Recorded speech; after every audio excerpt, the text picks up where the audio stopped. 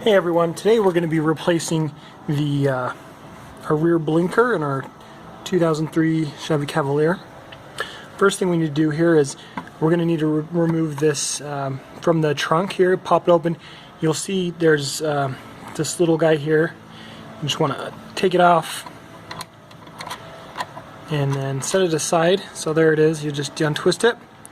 We'll set that aside, and then you might need to pull this carpet back here a little bit, and then we'll get a better look into it here. So here's our socket. We've got here the bulbs in there. We're just going to want to go ahead and pull it out. You'll see there's this black part that's attached to the actual bulb, so we're just going to pull that all out here. Just squeeze it out. You might, just something to note with bulbs, you might want to, you'll want to wear gloves when you put a new bulb in. I know that this one is fried. I've already taken a look at it. You can see right there it's fried, so we'll need to replace that bulb. Something else you can do, you can go ahead and take a look down in your socket and see what kind of shape it's in. If it's in bad shape, it needs repair. You can go ahead and do that now as well. But we're going to go ahead and throw a new bulb in right now. Alright, so we just ordered some of these Philips 3057 bulbs here, and just ordered them off Amazon. So we'll go ahead and pull one of these guys out, and then we're just going to throw it into that socket, and we'll put it back in, and we should be good to go. So we got a new bulb here.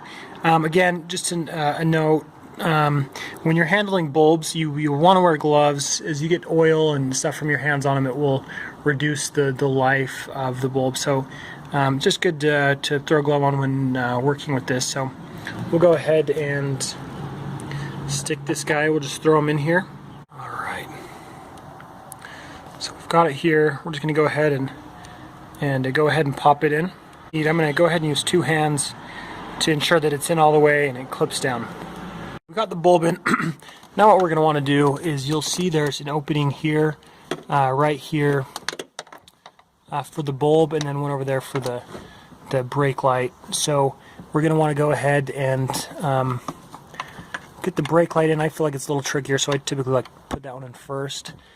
I'll get that guy in there, and you'll see there's little grooves that you kind of have to maneuver it in, twist it around so it locks in place and so it's not falling out while you drive.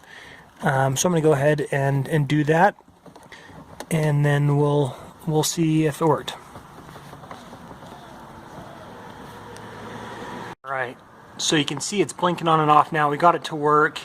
So all we'll need to do now is just put the carpet back up and secure that back in. Again, we were able to get our socket in there, get it secured. Had to kind of play with it a little bit, but was able to twist it into place. So it should stay fine now. So I'm going to just lift up our carpet stuff here, and then go ahead and secure it back in place. And so we should be good there. Again, we're Big Al Repairs. Go ahead and subscribe below, and thanks for watching.